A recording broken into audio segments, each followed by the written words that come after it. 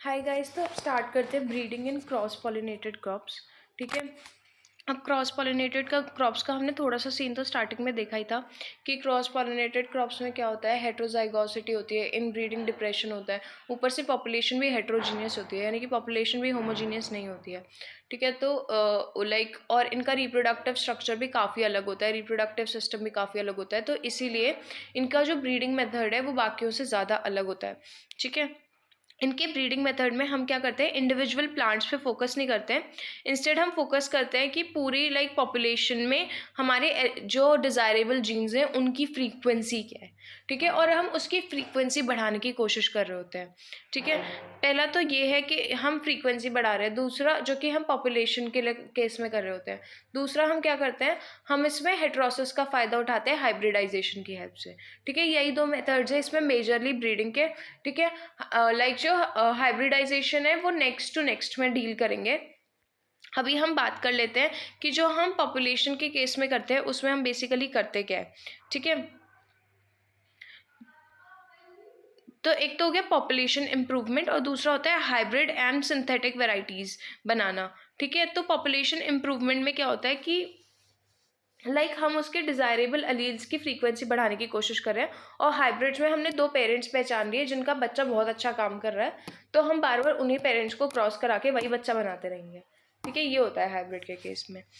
अगर हम population improvement methods की बात करें तो इन मेथड्स को भी फर्दर दो मेजर ग्रुप्स में डिवाइड किया जाता है। एक तो जिनमें प्रोजेनी टेस्टिंग नहीं हुई है, एक जिनमें प्रोजेनी टेस्टिंग हुई है। तो जिनमें प्रोजेनी टेस्टिंग नहीं हुई है उसमें तो आता है मास सिलेक्शन। ठीक है। और एक जिनमें प्रोजेनी टेस्टिंग हुई है उनमें आता है हमारा ईयर टू रो मेथड, उसके मॉडिफिकेशंस और रिकरेंट सिलेक्शन। मास सिलेक्शन के भी यहाँ पे 4 मॉडिफिकेशंस हैं। कूल। तो ये लाइन काफ़ी इंपॉर्टेंट है, that it is to be clearly understood that in case of cross pollinated species the genotypes of individual plants is generally of little importance. यानी कि एक इंडिविजुअल प्लांट का क्या जीनोटाइप है वो लिटिल इंपॉर्टेंस का होता है, particularly in population improvement programmes. और ये कब होता है, पॉपुलेशन इंप्रूवमेंट प्रोग्राम्स में। It is the frequency of the desirable alleles. जो डिजायरेबल अलील या जीन है उसकी फ्रीक्वेंसी हम चेंज करने की कोशिश करते हैं, तभी हम, और उसकी फ्रीक्वेंसी डिटरमाइन करती है कि हमारी पॉपुलेशन कितनी वैल्यूएबल है। ठीक है। मास सिलेक्शन हमने सेल्फ पॉलिनेटेड क्रॉप्स में भी किया था, तो मास सिलेक्शन का यहाँ पे भी थोड़ा सा सिमिलर सा ही सीन रहता है। ठीक है। अगर हम मास सिलेक्शन करेंगे तो हम कैसे करते हैं, हम पहले बहुत सारे बहुत सारे प्लांट्स लेते हैं यहाँ पे, उनको ओपन पॉलिनेट, जो हमें फिनोटिपिकली पसंद आते हैं उनको उगाते हैं, ओपन पॉलिनेट होने देते हैं। ठीक है। फिर हम क्या करेंगे, फिर हम उनमें से जो जो हमें पसंद आएंगे प्लांट्स, उनके सीड्स निकालेंगे और उनके सीड्स नेक्स्ट जनरेशन में ग्रो कर देंगे। ठीक है। ये हम तब तक करते रहेंगे जब तक हमें ये नहीं लगेगा कि हमारा सिलेक्शन अब इतना ज़्यादा हो गया कि अब इनब्रीडिंग डिप्रेशन आ जाएगा। उसके बाद हम प्रिलिमिनरी ईल्ड ट्रायल्स करेंगे, फिर इसे मल्टी लोकेशनल ईल्ड ट्रायल्स के लिए भेजेंगे। ठीक है। और उसके बाद फाइनली हम क्या करेंगे, हम उसे 1 साल में मल्टीप्लाई करके और फिर as a variety next year sell out करेंगे। ठीक है। अब हमें यहाँ पे क्या करना होता है कि सिलेक्शन इतना लार्ज रखना होता है कि इनब्रीडिंग ना आए। ठीक है। इनब्रीडिंग मिनिमम हो। ठीक है। Number of genes controlling the character, और इसमें जो एफिशिएंसी है मास सिलेक्शन की, ये किस किस बात पे डिपेंड कर रही है कि जो जीन है, जो कैरेक्टर है वो कितने जीन से कंट्रोल हो रहा है। ठीक है। फिर जीन की फ्रीक्वेंसी कितनी है, वो जीन हेरिटेबल है या नहीं है, इन 3 बातों पे डिपेंड करता है कि मास सिलेक्शन अच्छा हो पाएगा या नहीं हो पाएगा। मास सिलेक्शन के मेरिट्स क्या क्या है, सिंपल ब्रीडिंग प्रोग्राम में सिलेक्शन साइकिल बहुत शॉर्ट है, 1 ही साल की तो सिलेक्शन करना है। ठीक है। फिर हाईली एफिशिएंट है in improving the characters that are easily identified visually. मतलब जो कैरेक्टर्स फिनोटाइप में शो हो जाते हैं उनका इंप्रूवमेंट इससे काफ़ी अच्छे तरीके से किया जाता है, और ज़रूरत भी नहीं है कि हम इसमें एक्सटेंसिव ईल्ड ट्रायल्स करें। ठीक है। डीमेरिट्स क्या क्या है इसके, डीमेरिट्स बेसिकली ये है कि हमने क्या किया, हम फिनोटाइप के बेस पे सिलेक्ट कर रहे हैं। ठीक है। तो फिनोटाइप तो एनवायरनमेंट से भी अफेक्ट हो रहा है ना, तो जरूरी तो नहीं है कि जो ज़्यादा सुपीरियर फिनोटाइप है वो सुपीरियर जीनोटाइप भी हो। ठीक है। देन हम उसमें ओपन पॉलिनेशन करा रहे हैं, इससे क्या होगा कि हमने सिलेक्ट किया, फिर वो वापस इन्फीरियर प्लांट्स के साथ मिक्स हो जा रहा है, इन्फीरियर पोलन आके उसे कर दे रहा है, फिर वो प्लांट इन्फीरियर हो जा रहा है। तो सिलेक्ट करने का फ़ायदा क्या हुआ है, तो इफेक्टिवनेस ऑफ सिलेक्शन रिड्यूस हो जाती है। ठीक है। फिर intensity of selection reduces the population. अब हम क्या कर रहे हैं, हम सिलेक्शन अगर ज़्यादा कर दिया हमने तो इनब्रीडिंग होगी, इनब्रीडिंग से आएगा इनब्रीडिंग डिप्रेशन। ठीक है। तो ये 3 डीमेरिट्स होते हैं मास सिलेक्शन के। अब इन डीमेरिट्स को कंट्रोल करने के लिए, बेसिकली इन दो को कंट्रोल करने के लिए कि पॉलन जो है उसका सोर्स ओपन है तो इफेक्टिवनेस ऑफ सिलेक्शन कम हो रही है और एनवायरमेंटल फैक्टर आ रहा है, इन दोनों को कंट्रोल करने के लिए इसके 4 मॉडिफिकेशंस हैं। ठीक है, पहले वाला है कि पॉलन सोर्स को कंट्रोल करना है। ठीक है, तो इसके लिए पहले 2 मॉडिफिकेशंस है। इसमें क्या करेंगे, पहले मॉडिफिकेशन में हम क्या करेंगे, जो जो प्लांट्स हमें इंफीरियर लग रहा है पहले फील्ड में, उसके हम पहले ही डीटैसलिंग कर देंगे इससे पहले कि वो पॉलिनेट करें। ठीक है, डीटैसलिंग हो गई तो हमारी जो मदर प्लांट्स है वो सिर्फ उन्हीं पॉलन से पॉलिनेट हो पाएंगे ना जिनका लाइक सुपीरियर कैरेक्टर है, तो इसलिए इन्फीरियर जीन बाद में मिक्स नहीं होगा बीच में। ये तो हो गया पहला मॉडिफिकेशन। दूसरे मॉडिफिकेशन में हम क्या करेंगे कि हम बहुत सारे पोलन्स लेंगे जो हमें डिज़ायरेबल पोलन्स होंगे, डिज़ायरेबल प्लांट के पोलन्स होंगे, और फिर हम उनको एक एक जाके खुद से पॉलिनेट करके आएंगे और फिर उसे बैग में बंद करेंगे, बैगिंग होती है जो। ठीक है, इसमें क्या होता है, फुल कंट्रोल होता है और उसमें फिर भी हाफ कंट्रोल होता है, लाइक कम कंट्रोल होता है, सम कंट्रोल होता है विद द पोलन सोर्स पहले वाले में। फिर दूसरे दोनों मॉडिफिकेशंस जो है ये इन्वायरमेंट के लिए, इन्वायरमेंटल इफेक्ट को कम करने के लिए। पहला है स्ट्रैटिफाइड मास सिलेक्शन, ये गार्डनर ने दिया था 1961 में। इसमें हम क्या कर रहे हैं, हमने जो फील्ड उगाई जिसमें बहुत सारे प्लांट्स थे, हमने उस फील्ड को इमेजिनरी लाइंस की हेल्प से ग्राफ जैसी एक फिगर बना ली हमने। ठीक है, छोटे छोटे ब्लॉक्स बना लिए। अब उन छोटे छोटे ब्लॉक्स में आपस में इन्वायरमेंटल इफेक्ट बहुत कम होगा, राइट, क्योंकि इतनी पास है वो। फिर उन हर एक ब्लॉक में हम सिलेक्ट कर रहे हैं कि सुपीरियर प्लांट्स कौन से हैं। ठीक है, क्योंकि हम पूरी फील्ड के साथ कंपेयर नहीं कर रहे हैं, हम सिर्फ उसी एरिया में कंपेयर कर रहे हैं, तो इसलिए क्या होगा, एनवायरमेंटल इफेक्ट मिनिमम हो जाएगा। ठीक है, एक बार रीड मारती हूँ मैं। स्ट्रैटिफाइड मास सिलेक्शन गार्डनर ने दिया था 1961 में। इसे grid method of mass selection भी कहते हैं। इसमें equal number of superior plants are selected from each small plots. ठीक है, जिससे क्या होता है, variation due to environment including heterogeneity in soil fertility will be much smaller within small plots than in the whole field. ठीक है, यानी कि जो वेरिएशन एक छोटे से प्लॉट में होगा एनवायरनमेंट की वजह से, वो छोटा होगा एज कम्पेयर टू पूरी फील्ड में जो होगा। कूल। फिर लास्ट मॉडिफिकेशन क्या है, लास्ट मॉडिफिकेशन में हम क्या करेंगे, हम एक पहले से हाइब्रिड वेराइटी लेके रखेंगे जो यहाँ पे ग्रो होती है। ठीक है, हमने क्या किया, फिर से एक छोटा सा एरिया लिया, उसमें कुछ प्लांट्स तो हम जो वेराइटी का सिलेक्शन करने वाले हैं उसको उगाया, और कुछ प्लांट्स हमने जो हाइब्रिड ऑलरेडी प्रेजेंट है, जिसका हाइब्रिड क्यों ले रहे हैं, हाइब्रिड का जीनोटाइप पता होता है। ठीक है, लाइक हाइब्रिड कैसे बनता है, एक पेरेंट ये एक पेरेंट वो, और हर बार उन दोनों पेरेंट की आपस में क्रॉसिंग कराने से हाइब्रिड बनता है। ठीक है, तो हाइब्रिड का जीनोटाइप हमें पता होता है, तो लाइक जीनोटिपिक इफेक्ट भी नहीं आ रहा है उसमें, और इन्वायरमेंटल इफेक्ट कम आएगा क्योंकि हम छोटे से एरिया में कर रहे हैं। ठीक है, उसे एज अ चेक यूज़ करते हैं हाइब्रिड वेराइटी को, और हम फिर उससे कंपेयर करते हैं। ठीक है, तो क्या है, plants of constant genotype, that is a single cross hybrid, are planted as checks after 1 or 2 or 4 plant variety under selection. ठीक है, the yield of the plant under selection is expressed as percentage of yield of the nearest check plant. ये scheme क्यों design की गई है, ताकि environmental influence minimum किया जा सके। ठीक है, ये तो था मास सिलेक्शन के मॉडिफिकेशंस। मास सिलेक्शन में प्रोजेनी टेस्टिंग नहीं थी इन्वॉल्व, हमें नहीं पता था कौन किसका बेटा कौन किसका बाप। ठीक है, अब आते हैं हम उनमें जिनमें प्रोजेनी सिलेक्शन होता है, हमें पता होता है कौन किसका बेटा किसका बाप। ठीक है, तो ये होता है ईयर टू रो मेथड में, और इसके मॉडिफिकेशन में ये हॉपकिंस ने दिया था हमें 1908 में, जब एक काम करा था किस पे, मेज पे। ईयर टू रो मेथड में क्या होगा, हमने प्लांट सिलेक्ट किए, ठीक है, और उन्हें ग्रो किया on the basis of phenotype, हमने सिलेक्ट किया, और अपनी फील्ड में जो जो हमें प्लांट्स पसंद आए वो हमने ग्रो कर दिया। ग्रो करने के बाद क्या हुआ, हमने इसमें इसे ओपन पॉलिनेट होने दिया और इसमें सिलेक्शन किया कि हमें ये प्लांट पसंद आ रहे हैं, हमने उसके सीड्स निकाले। ठीक है, उस प्लांट के भी सीड्स कैसे निकालने हैं, जैसे अगर मेज़ है ना, तो मेज़ में ऊपर टैसल्स होते हैं, नीचे सिल्क होती है, टैसल मेल होता है, इसमें प्रोटोएंड्री होती है। ठीक है, और फीमेल नीचे होता है। ठीक है, तो जो फीमेल होती है उसको ईयर भी बोलते हैं। अब हम क्या करेंगे, इसमें हमने एक प्लांट सिलेक्ट किया, उस प्लांट में भी हम उसका बेस्ट ईयर सिलेक्ट करेंगे, यानी कि वो वाले ईयर सिलेक्ट करेंगे जिसके सीड्स बोल्ड होंगे थोड़े से। ठीक है, उससे क्या होगा कि हमें ये पता चल जाएगा ना कि ये वाला सिल्क जो है वो अच्छे मेल से आया हुआ है। ठीक है, तो हाँ, इन्फीरियर वाले मिक्स नहीं होंगे। हमने वो सिलेक्ट किया। फिर उस एक ईयर में जो लाइक मक्का खाया है तो उसका जो कॉब होता है ना, उस एक कॉब में जितने सीड्स होते हैं ना, उसको एक रो में ग्रो कराया जाता है। ठीक है, फिर क्या किया जाता है, फिर इसे ओपन पॉलिनेट होने देते हैं। ठीक है, फिर इसमें सिलेक्ट करते हैं कि हाँ ये रो अच्छी है, ये रो बुरी है, ये रो अच्छी है, ये रो बुरी है। ठीक है, फिर आगे उसको मिक्स कर देते हैं, फिर आगे उसको फिर से ग्रो करते हैं। कूल। फिर ओपन पॉलिनेट होने देते हैं। ये तब तक करते हैं जब तक हमें ये ना लगे कि इनब्रीडिंग डिप्रेशन आया है। फिर हम प्रीलिमिनरी ईल्ड ट्रायल्स करते हैं, और फिर हम करते हैं मल्टी लोकेशनल ईल्ड ट्रायल्स। फिर हम उसे ग्रो करेंगे, लाइक मल्टीप्लाई करेंगे, और फिर एज अ वैरायटी रिलीज कर देंगे। तो यहाँ पे बेसिकली हम क्या रहे हैं, एक ईयर से हम एक रो बना रहे हैं। फिर हम उस रो में सिलेक्ट करें कि ये रो अच्छी है, ये रो बुरी है। ठीक है, फिर हम जो अच्छी रोज है उसमें अच्छे प्लांट सिलेक्ट कर रहे हैं, उस अच्छे प्लांट का अच्छा ईयर सिलेक्ट कर रहे हैं, फिर उस ईयर को अगले उसमें ग्रो कर रहे हैं, अगली बार रो में ग्रो कर रहे हैं।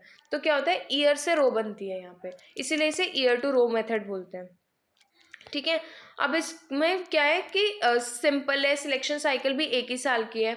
ठीक है, और जो प्लांट्स हैं वो सुपीरियर प्रोजेनीज, लेकिन इसमें दिक्कत क्या हो रही है कि जो प्लांट्स हैं हम उनसे ओपन पॉलिनेट करा रहे हैं, तो सुपीरियर पॉलन भी आ सकता है, इन्फीरियर पॉलन भी आ सकता है, जिस वजह से फिर से इफेक्टिवनेस ऑफ सिलेक्शन कम हो रही है। ठीक है, इसके लिए हम क्या करेंगे, हम मॉडिफिकेशन लाए हैं ईयर टू रो मेथड का। ईयर टू रो मेथड के मॉडिफिकेशन में हम क्या करेंगे, बेसिकली ये सेम है ईयर टू रो मेथड से। हमने पहले ईयर में फिनोटाइप से सिलेक्शन किया, उसे ग्रो किया। ठीक है, और हर प्लांट को हार्वेस्ट किया सेपरेटली। ठीक है, फिर हमने क्या किया, हार्वेस्ट कर लिया सेपरेटली, हमने देखा, फिर हमने उसके ईयर से रोज उगाए। ठीक है, हमने देखा कि कौन सा अच्छा हो रहा है। ठीक है, बेसिकली हम करेंगे क्या, हम यहाँ पे जैसे हमने एक का हार्वेस्ट किया ना, तो हम उस हार्वेस्ट के आधे सीड्स सेकेंड ईयर में यूज़ करेंगे, आधे सीड्स नहीं करेंगे। ठीक है, हमने सेकेंड ईयर में उस ईयर के आधे सीड से रोज बना के देख ली, हमने देख लिया कौन सा अच्छा परफॉर्म कर रहा है। ठीक है, जो जो अच्छा परफॉर्म कर रहे थे, हमने उसका सीड जो पहले साल में उगाया हुआ था उसको दोबारा बल्क करके थर्ड ईयर में उगाया। ठीक है, और फिर इसमें से सिलेक्शन किया। एक बार दोबारा बताती हूँ इसको, आई नो थोड़ा सा कंफ्यूजिंग हो रहा होगा। फर्स्ट ईयर में हमने बहुत सारे फिनोटाइप के बेसिस पे प्लांट सेलेक्ट किए थे, ये हमने सोर्स पॉपुलेशन ली। ठीक है, इसको ओपन पॉलिनेट करने दिया। हमने क्या किया, इसमें हमने बेस्ट प्लांट सेलेक्ट करें, बेस्ट प्लांट्स के बेस्ट ईयर सेलेक्ट करें। बेस्ट ईयर के आधे सीड्स हमने अभी यूज़ के लिए रख लिए, आधे सीड्स हम बाद में स्टोर करके रखेंगे। ठीक है, जो आधे सीड्स हमने अभी यूज़ करे हैं ना, हम उसको रोज़ में ग्रो करेंगे। हम सिलेक्ट करेंगे कि कौन कौन सी रोज़ अच्छा परफॉर्म कर रही है। ठीक है, जो जो रोज़ अच्छा परफॉर्म कर रही है उनके जो आधे बचे हुए सीड्स थे ना, हम उनको बल्क करेंगे, फिर उनको थर्ड ईयर में ग्रो करेंगे, और उसके बाद थर्ड ईयर में जो पहले ईयर टू रो वाली साइकिल थी उसको रिपीट करेंगे। ये मॉडिफिकेशन होता है इसमें। ठीक है, फिर उसके बाद प्रिलिमिनरी ईल्ड ट्रायल्स और ये सब होगा। ये तो हो गया हमारा प्रोजेनी टेस्ट का पहला मेथड, प्रोजेनी जिसमें टेस्ट हो रही है उसका पहला मेथड, जो कि था हमारा ईयर टू रो मेथड, और उसका मॉडिफिकेशन भी हो गया। अब आ रहे हैं हम रिकरेंट सिलेक्शन पे। Recurrent selection is another one. Recurrent selection में क्या होता है, रिकरेंट सिलेक्शन में हम उन डिज़ायर्ड अलील्स की फ्रीक्वेंसी बढ़ाने की कोशिश करते हैं। इसमें बेसिकली जो क्वांटिटेटिव कैरेक्टर्स है, जिन्हें ज़्यादा टाइम लगता है, जिन्हें बार बार सिलेक्शन चाहिए होता है, उन पे काम करते हैं। ठीक है, हमारा सबसे पहला काम वही होगा, फिर से हम फिनोटाइप के बेस पे अपनी सोर्स पॉपुलेशन को सिलेक्ट करेंगे और सोर्स पॉपुलेशन को ग्रो करेंगे। ठीक है, और फिर हम उस सोर्स पॉपुलेशन में हमें कौन कौन से कैरेक्टर्स लाइक इम्प्रूव करने हैं वो भी देखेंगे, हमारा ऑब्जेक्टिव क्या है। ठीक है,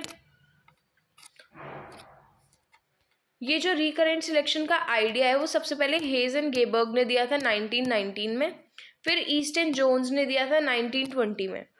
ठीक है, जो प्रोसीजर है वो जेनकिंस ने दिया था 1945 पे, और रिकरेंट सिलेक्शन जो टर्म है वो 1945 में हल ने कॉइन की थी, जब हल काम कर रहा था।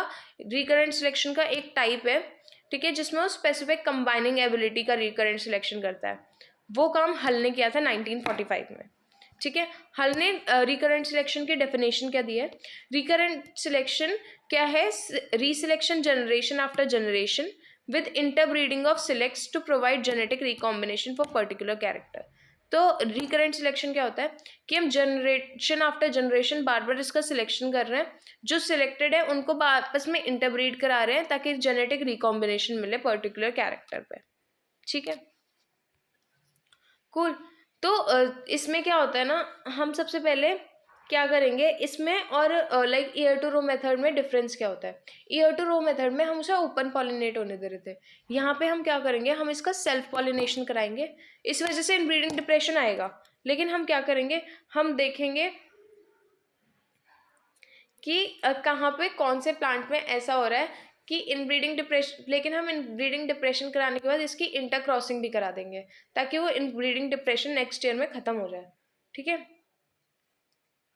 और यहाँ पे हम एक काम और करते हैं, हम जब क्रॉसिंग करा रहे होते हैं ना तो हम सारे कॉम्बिनेशंस कराने की कोशिश करते हैं, तब भी हम इसे ओपन पॉलिनेट नहीं होने देते हैं, तो हमें लाइक पता होता है कि कौन किसका बाप है। ठीक है, अब रिकरेंट सिलेक्शन के भी टाइप्स हैं। पहले है सिंपल रिकरेंट सिलेक्शन, फिर है recurrent selection for general combining ability, फिर है recurrent selection for specific combining ability, और फिर है रेसिप्रोकल रिकरेंट सिलेक्शन। ठीक है, सिंपल रिकरेंट सिलेक्शन में जाते हैं। ठीक है, हम क्या करेंगे बेसिकली, हम फर्स्ट ईयर में जो भी हमारी सोर्स पॉपुलेशन है उसे सिलेक्ट करके उगाएंगे। ठीक है, उसमें हम सिलेक्ट करेंगे कि लाइक ये अच्छा है, इंडिविजुअल प्लांट की जो प्रजनी है वो एक रो में ग्रो करेंगे। ठीक है, जब हमने फर्स्ट ईयर में किया ना, हमने अपनी वो करी, तब हम इसे ओपन पॉलिनेट नहीं होने दे रहे हैं, हम इसे सेल्फ पॉलिनेट करा रहे हैं। ठीक है, और फिर जो इंडिविजुअल प्लांट के लाइक प्लांट्स बन के आ रहे हैं, सेल्फ पॉलिनेटेड बच्चे बन के आ रहे हैं, उसको हम एक क्रॉप में एक रो में ग्रो कर रहे हैं। ठीक है, अब इस हर रो की आपस में दूसरी रो के साथ लाइक एक रो में बहुत सारे प्लांट्स होंगे, दूसरी रो में बहुत सारे प्लांट्स होंगे, तो एक पहली रो के एक प्लांट को दूसरी रो के साथ क्रॉप कराएंगे, लाइक क्रॉस कराएंगे, पहली रो के दूसरे प्लांट को तीसरी रो के साथ क्रॉस कराएंगे। ऐसे हम जितने पॉसिबल क्रॉसेस होते हैं सारे इंटर क्रॉसेस कराते हैं। ठीक है, फिर हम क्या करते हैं कि सारे इनको फिर हम इनमें सिलेक्शन करेंगे, थर्ड ईयर में हम इनको दोबारा ग्रो करेंगे और फिर से इनकी सेल्फिंग कराएंगे। ये साइकिल हम बार बार रिपीट करेंगे, पहले हम सेल्फिंग कराएंगे, फिर दूसरी बार हम इसके जितने भी जो भी सिलेक्टेड है उसमें इंटर क्रॉसिंग कराएंगे। सिलेक्शन कहाँ कर रहे हैं, फर्स्ट ईयर के बाद जब हमने सेल्फिंग कराई उसमें हमने देखा कौन कौन से प्लांट्स बेटर थे, क्योंकि सेकंड में तो हमें पता है ना इनब्रीडिंग आना ही आना है। ठीक है, उनके हमने रोज ग्रो करा दी। ठीक है, फिर जितनी भी रोज ग्रो कराई इनके आपस में क्रॉसिंग कराई ताकि इनब्रीडिंग डिप्रेशन हट जाए, नेक्स्ट ईयर में ग्रो कराया, फिर बल्क करके ग्रो किया, फिर इसमें सिलेक्शन किया। ऐसे चलता है जब तक हमें ये ना लगे कि इनब्रीडिंग डिप्रेशन आ जाएगा, फिर हम इसके ईल्ड ट्रायल्स करेंगे, इसे मल्टीप्लाई करेंगे और फिर लाइक बाहर लाइक से वेराइटी के तौर पे इसे निकाल देंगे। ये तो होता है सिंपल रिकरेंट सिलेक्शन। एक बार और बता देती हूँ, पहले साल में मैंने फिनोटाइप के बेस पे बहुत सारे प्लांट सिलेक्ट किए और इसको अपनी सोर्स पॉपुलेशन बना के ग्रो कर दिया। ठीक है, इसमें मैंने सिलेक्ट किया कि अच्छा ये प्लांट अच्छा लग रहा है, ये प्लांट अच्छा लग रहा है। ठीक है, और सेल्फिंग करी हुई थी इसमें, यानी कि ओपन पॉलिनेटेड नहीं था ये। ठीक है, तो जो जो मुझे प्लांट अच्छा लग रहा था वो उस एक प्लांट की मैंने एक रो उगाई नेक्स्ट साल में। ठीक है, एक प्लांट की एक रो उगाई। अब मैंने सेकेंड ईयर में क्या किया, जब मैंने रोज उगाई थी तो जितने भी पॉसिबल क्रॉसेस थे वो मैंने कराए ताकि इनब्रीडिंग डिप्रेशन बिल्कुल हट जाए, जो मैंने सेल्फिंग कराया उसकी वजह से आया होगा। ठीक है, फिर जितने भी क्रॉसेस कराने का जितने भी सीड्स है वो मैंने फिर से बल्क किया और थर्ड ईयर में ग्रो कर दिए, फिर इसमें मैंने सिलेक्शन किया, फिर मैंने रोज ग्रो करी। ऐसा सा सीन चल रहा है इसमें। कूल, ये तो था सिंपल रिकरेंट सिलेक्शन। ठीक है, अब आते हैं हम recurrent selection for general combining ability. ठीक है, इसमें हम क्या करेंगे, हम पहले साल में तो सेल्फिंग वैसे की वैसी करा रहे हैं। ठीक है, और उसके बाद क्या कर रहे हैं, जो सेल्फिंग वाले हैं ना इनको हम लाइक एक टेस्टर अलग से बना रहे हैं। टेस्टर एक अलग हम बनाएंगे जो कि लाइक मैं बताती हूँ, एक तो वो पॉपुलेशन है जिस सोर्स पॉपुलेशन है जिसमें मैंने सिलेक्शन करना है। ठीक है, दूसरा टेस्टर पॉपुलेशन होती है। टेस्टर पॉपुलेशन वो लाइक लाइक ये भी ओपन पॉलिनेटेड है, दोनों की दोनों ओपन पॉलिनेटेड है। ठीक है, सोर्स पॉपुलेशन भी और टेस्टर पॉपुलेशन भी, तो ये आपस में किसी के साथ भी क्रॉस कर सकती हैं बेसिकली।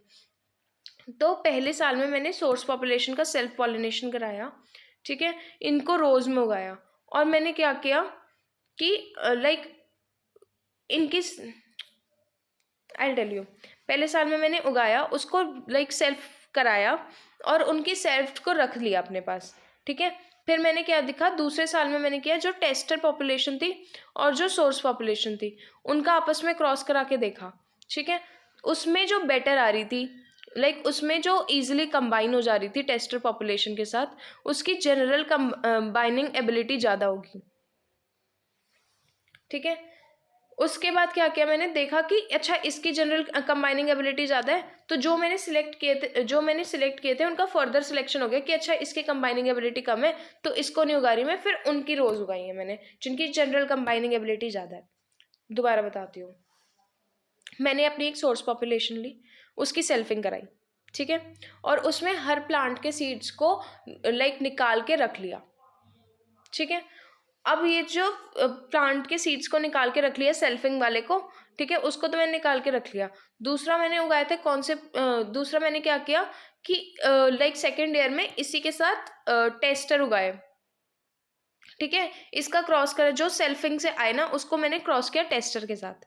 टेस्टर के साथ क्रॉस किया तो मुझे पता चल गया कि किस किस की कंबाइनिंग एबिलिटी ज़्यादा है, क्योंकि टेस्टर दूसरी वैरायटी थी या दूसरी क्रॉप थी। ठीक है, तो जो उसके साथ क्रॉस होके भी अच्छा ईल्ड दे रहे हैं उसकी कंबाइनिंग एबिलिटी ज़्यादा है। फिर जो मैंने वहाँ पे सिलेक्टेड सीड्स रखे थे, ठीक है, उसमें मैंने देख लिया अच्छा इस प्लांट की कंबाइनिंग एबिलिटी ज़्यादा थी तो इस प्लांट को मैं थर्ड ईयर में ग्रो करूँगी। और फिर ये साइकिल रिपीट होती है। फिर जब तक हमें ये नहीं लगता कि इसके आगे इनब्रीडिंग डिप्रेशन आ जाएगा, सिलेक्शन परसेंटेज बहुत ज़्यादा हो रहा है, फिर हम उसको लाइक ट्रायल्स में डालेंगे और फिर हम उसके सीड्स बनाएंगे। एक और बार बताती हूँ, जनरल कंबाइनिंग एबिलिटी में क्या होता है, हम एक टेस्टर लेते हैं। टेस्टर में क्या होता है, यहाँ पे जो हम टेस्टर ले रहे हैं वो भी ओपन पॉलिनेटेड होता है और उसमें भी हेट्रोजिनिटी होती है एज जो पहले था। ठीक है, हम फर्स्ट ईयर में अपना प्लांट ग्रो कर रहे हैं, उसकी सेल्फिंग करा रहे हैं। ठीक है, अब मैंने क्या किया, जैसे मैंने लाइक एक प्लांट के सीड्स ले लिए जिसकी सेल्फिंग हुई हुई है, मैंने उन सीड्स को आधे रख लिए स्टोर करके पर प्लांट के हिसाब से, और आधे मैंने यूज़ करके देखे, आधे मैंने उगा के टेस्टर के साथ क्रॉस करके देखे। ठीक है, टेस्टर के साथ क्रॉस करने के बाद जिन्होंने अच्छा परफॉर्म किया सेकेंड ईयर में, थर्ड ईयर में जो मैंने बचा के रखे थे ना उधर कि अच्छा आधे बचे हुए हैं, उससे मैंने देखा कि इसने अच्छा परफॉर्म किया था सेकेंड ईयर में, अच्छा इस प्लांट के सीड्स मैं आगे उगाती हूँ रोज़ में। ठीक है, फिर मैंने रोज़ में उगाया उनको, फिर जितने भी पॉसिबल क्रॉसेस थे वो बनाए, फिर नेक्स्ट ईयर में सेम साइकिल चलती है। कूल, ये तो था जनरल कंबाइनिंग एबिलिटी के लिए। जब हम जो टेस्टर है वो हम ओपन पॉलिनेटेड ले रहे हैं, यानी कि टेस्टर की पॉपुलेशन भी हेट्रोजेनस होती है। फिर आता है स्पेसिफिक कंबाइनिंग एबिलिटी के लिए। स्पेसिफिक कंबाइनिंग एबिलिटी में जो टेस्टर होता है वो इनब्रेड होता है। इनब्रेड होता है यानी कि उसमें होमोजेनिटी होगी, हेट्रोजेनिटी नहीं होगी। उसमें भी सेम करते हैं, फर्स्ट ईयर में हम सेल्फ करके रख लेते हैं और उन आधे को यूज़ करते हैं, आधे को नहीं करते हैं सेकेंड ईयर में। ठीक है, हम आधे बचा के रखेंगे, फिर हम आधे जो बचे हैं उसको टेस्टर के साथ क्रॉस करके देखेंगे। अगर टेस्टर के साथ वो सही चलते हैं तब हम उनको सिलेक्ट करेंगे जो टेस्टर के साथ सही चलते हैं। स्पेसिफिक कंबाइनिंग एबिलिटी में फ़र्क सिर्फ इतना है कि जो टेस्टर है वो यहाँ पे इनब्रेड है। एक बार इनको रीड कर लेते हैं टू बी मोर क्लियर। ठीक है, सिंपल रिकरेंट सिलेक्शन में selected on the basis of like, ये तो क्लियर ही है। Cool, recurrent selection for general combining ability में tester strain with broad genetic base ली जाती है। एक tester strain in the common parent mated to a number of lines और strains such as set of crosses is used to estimate the combining ability of lines or plants. A tester with broad genetic base means population that has large genetic variation or open pollinated variety. तो जो हमने यहाँ tester variety ली है उसमें large genetic variation है, यानी कि open pollinated variety है, यानी कि ये भी हेट्रोजीनियस है नेचर में। नेक्स्ट में जो हम टेस्टर ले रहे हैं, अब जैसा मैंने ऊपर बताया था कि जो स्पेसिफिक कंबाइनिंग एबिलिटी है उस पर काम किया था हल ने 1945 में, जब उसने like recurrent selection term coin की थी और रिकरेंट सिलेक्शन की डेफिनेशन भी दी थी। ठीक है, और इसमें जो टेस्टर यूज़ हो रहा है ना that is inbred in place of open pollinated variety. वो इनब्रेड है यानी कि वो होमोजीनियस होगी पॉपुलेशन नेचर में। ठीक है, तो इसीलिए इसे स्पेसिफिक कंबाइनिंग एबिलिटी का रिकरेंट सिलेक्शन बोलते हैं। कूल। अब है हमारा रेसिप्रोकल रिकरेंट सिलेक्शन। तो रेसिप्रोकल रिकरेंट सिलेक्शन में क्या होता है, हम दो वेराइटीज़ पे इकट्ठे काम करते हैं। ठीक है, ए वेराइटी के लिए टेस्टर वेराइटी बी है, बी वेराइटी के लिए टेस्टर वेराइटी ए है। ठीक है, और फिर हम दोनों के लिए वही प्रोसेस साथ साथ कर रहे होते हैं बेसिकली। ठीक है, तो इसमें हम क्या करते हैं, हम दो चीज़ें इकट्ठे मैनेज करते हैं ताकि अलग अलग से ज़्यादा टाइम ना देना पड़े, बस यही होता है इसमें। ठीक है, तो इसमें हम क्या करेंगे, हमने ए को लाइक सोर्स पॉपुलेशन है, बी हमारी सोर्स पॉपुलेशन है, इसकी हमने सेल्फिंग कराई, इसकी हमने सेल्फिंग कराई, आधे सीड्स रख लिए, आधे सीड्स अभी बचा के रखे, लाइक उगाए। ठीक है, उगाने के बाद हमने क्रॉस कराया किससे, ए का कराया बी से, बी का कराया ए से। ठीक है, फिर हमने देखा अच्छा ये प्लांट के जो प्रोजेनी है वो ज़्यादा अच्छी ग्रो कर रही है, तो यानी कि इसकी स्पेसिफिक कंबाइनिंग एबिलिटी अच्छी है। ठीक है, फिर हमने क्या किया कि हमने वो जो प्लांट्स अच्छे से क्रॉस करके अच्छा प्रोजेनी दे रहे थे, उनके जो सेल्फिंग वाले सीड्स थे उनको रोज में ग्रो करा। ठीक है, और फिर उनको आपस में क्रॉस करा के फिर बल्क किया। ये सीन होता है यहाँ पे। कूल। तो ये तो था हमारा जितना भी लाइक पॉपुलेशन इम्प्रूवमेंट के जितने भी तरीके थे। ठीक है, इसके बाद आ रहा है हेट्रोसिस एंड इनब्रीडिंग डिप्रेशन, ये नेक्स्ट टाइम कवर करते हैं। इसके बाद जो हमारा नेक्स्ट टॉपिक है वो ये है कि हम अब हाइब्रिडाइजेशन या हाइब्रिड वैरायटी या सिंथेटिक वैरायटी कैसे डेवलप करेंगे, तो वो उसके बाद वाली वीडियो में। कूल।